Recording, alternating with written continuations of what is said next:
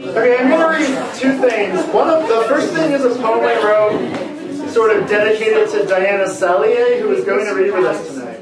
Oh, it's over by Janey.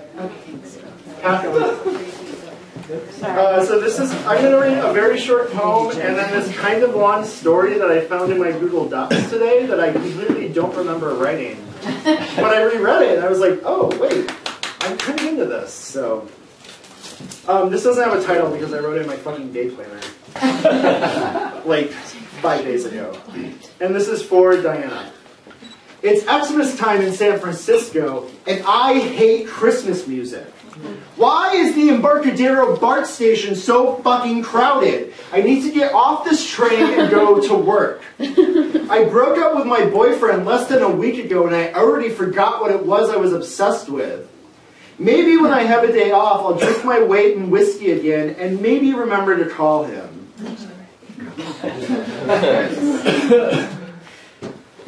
That's that. I'm going to smoke while I do this, which is really fun.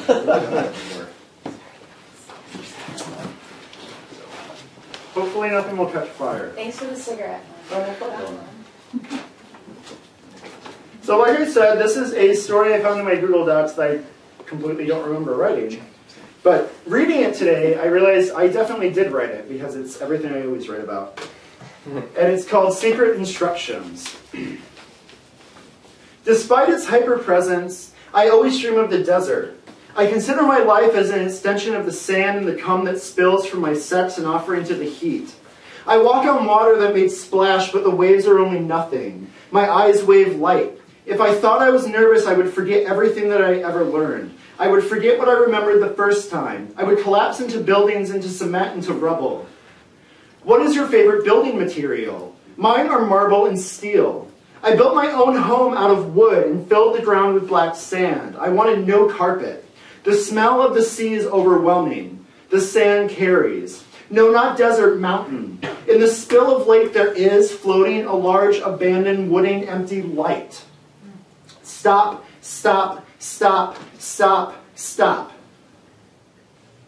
Please do not pay attention to the blood. Please do not pay attention to the blood. Please do not pay attention to the blood. There is something calming about the repetition of these words, a mantra to be repeated, surely.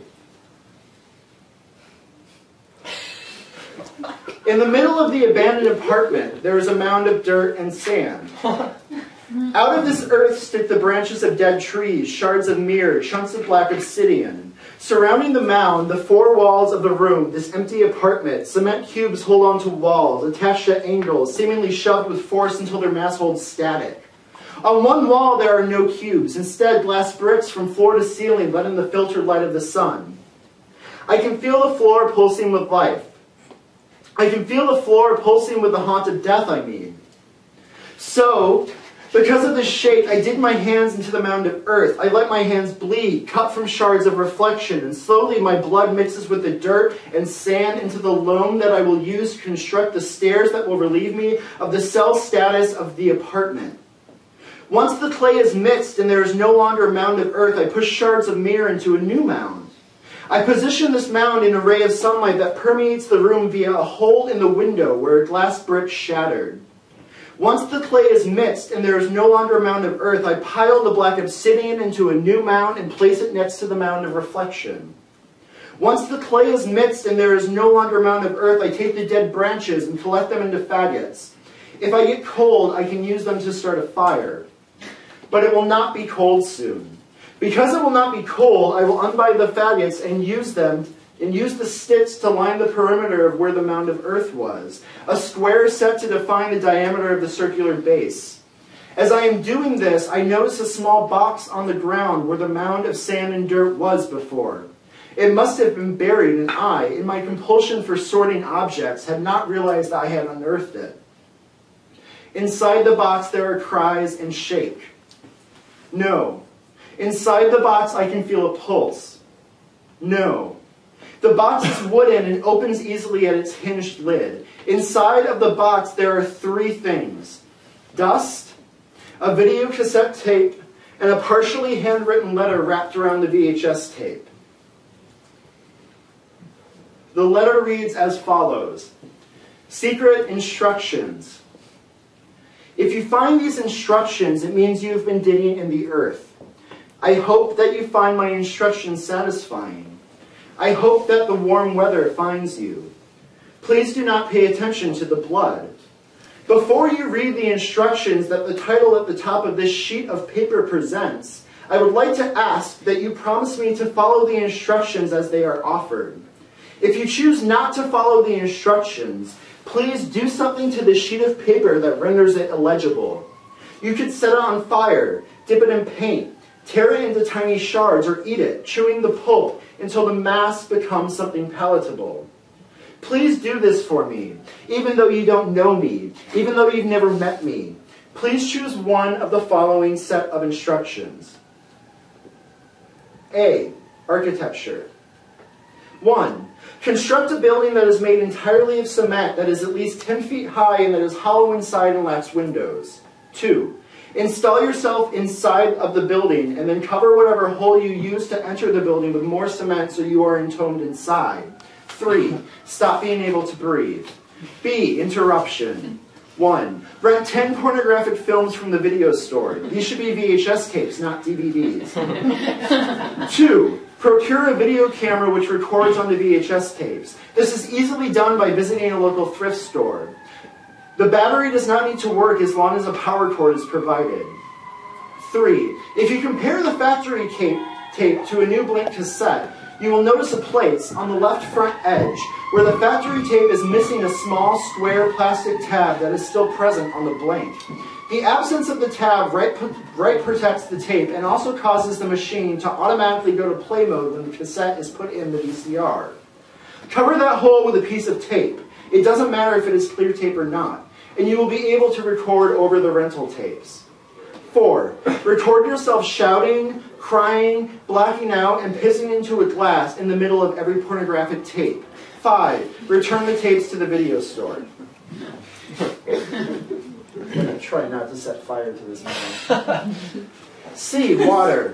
1. Weight your body with stones. 2. Throw your body into the sea. Since you are in the Midwest, I wrote this when I lived in the Midwest. This will take some effort and planning perhaps, but I promise it will be worth it. 3. Stop being a lie. D. Documentation. 1. Write down every thought you have. 2. Continue to do this always. 3. Never do anything else. 4. While still notating every thought that has entered your head, prepare a sheet of instructions that detail how to set fire to your documentation. 5. Open a window of your room and toss the instructions to a person outside. Make sure they receive the instructions. 6. Die. Your body and your mind's documentation will be erased in flames. E. Rest. 1. Lay down and go to sleep. 2. Continue to sleep. 3. Wake up. The final page of the letter seems disconnected from the 2 pages of instructions that precede it. The scrawl of words appears to come from a different hand from the first 2 pages, or at least from a different emotional state. The letters of each word shake and fluctuate in size with sad vacation, transcription of attached tape. The room is walled in white. The wood floor is splattered with paint and looks cold. What are you doing to me, says the first man. I'm tying you up now, says the other. There is a silence in the room, on the tape, in the room where you are watching the tape now, because you can recognize that something is wrong. This is not a script, this is documentation. Why are you tying me up, says the first man. His voice is slow and lulled in confusion. I'm tying you up because I'm going to fuck you and then I'm going to kill you, the second man says. Why are you going to do that? I'm going to do it because I want to videotape it, and I'm going to sell the tape. And assuming I can sell at least 10 copies of the tape or whatever, set up a business plan, I can validate the myths of the snuff film that people have been telling themselves for decades. The man paces as he speaks. Why do you need snuff films to be real? The first man asks, still only speaking in questions. The second man takes a roll of tape and wraps it around the head of the first man. A messy VHS cut, a scan line running down the screen, and the first man is naked, arms and legs still tied together with plastic strips, mouth taped over. The camera shakes, vibrates as it is set on a tripod. We can see the face of the second man adjusting the focus before walking behind the camera again, pointing it down. The mattress now takes up most of the frame. The second man is off screen, and we can hear clothes being violently pulled off. The second man laughing. Within our view, the first man struggles. Despite the presence of an erection, we can be assured that the man is tied up and nude against his own will. This tape is staged, you are probably telling yourself right now, because there has been no evidence of snuff in the commercial aspect ever found. You cannot believe something that many people have been looking for and insisting upon the existence of without ever finding a single scrap of evidence is real. You continue to believe this, to distance yourself as the tape continues. This is why you continue to watch. I can stop now because this unfolds exactly how you expect it to unfold, exactly how you want it to unfold, exactly how it will continue to unfold, whether I write down what is happening or not. So now, what next? Go ahead if you want, put the tape in your VCR. I'm curious to see if it's been erased yet myself. Is it just static? What's happened to it? Has anyone followed my instructions? I trace my fingers in the dust at the bottom of the box. Then, a note, handwritten, scribbled on the back of the last page of the transcription in light pencil. Found on the tape, November 13, 2000 XX, date obscured. Images. Static, the face of a young man staring at the camera, sunlight filtered through a glass of water, trees in a forest, a gentle stream, an empty room with white walls and wood floor covered in what could be blood. The age of the tape has desaturated its hold to near black and white. Brief clips of TV commercials and an HBO screening of the movie The Burning that seemed to shine through gaps where the camera had been turned off and then turned back on. Ice melting, rocks being pushed down a mound. Sounds. Wind, crying, the slop of sex, faint sobs. Of course, with this list, you are left with no choice but to check out the cassette tape yourself. The dust reminds me of the sand. In fact, because the box has, presumably, been in the room for so long, I could assume that the dust is indeed sand, and not the dust that I initially thought it was. A heavy static as expected. The sound the VCR makes as it pulls magnetic tape through the machine. The feed sounds thicker than normal, more mechanical. This process feels more present. The image flickers and I can see overexposed snow. The tape is not so faded that the colors have desaturated down to monochrome. This is something recently taped. The burnt-out quality of the image gives each tangential detail captured on screen the glow of, I want this to be unwatchable, an unwatchable S&M epic plotted by the mad genius of the Chiteno, at least 4 hours with little to no dialogue and only minimal sex. I want the ideas to bleed through. I am considering how one could qualify an imageless film. Of course, by this I do not mean a film without images, nightmarish video voids. The camera views the ground as footsteps guide the machine through a forest. We stop on a body in a clearing, rocks surround it. A pile of sand beneath it. The man naked, covered in blood, ice staring at nothing. The man is in his early 30s. Can't focus on what's on screen. I need to move through this hairy body of a heavier, though muscular frame than victims generally are. The man looks more sad than upset. The man in the glass tank, no water, only sand. I have seen you before somewhere. I loved you in a dream. The light in the room is dim. But every crease on the man's forehead, every indent in the man's physique is visible, and the blood that pours from his brow shines and dim. I know that outside of my apartment it is snowing right now. The wind is blowing and my electricity holds up only barely. The piles I put up by the window collapse in the heat of shake. My body starts to feel cold. There is no one else around. There is only the man behind the video camera and the naked man covered in blood, positioned in sand on the ground in the clearing. The camera picks up a heavy wind and the cheap microphone muffles.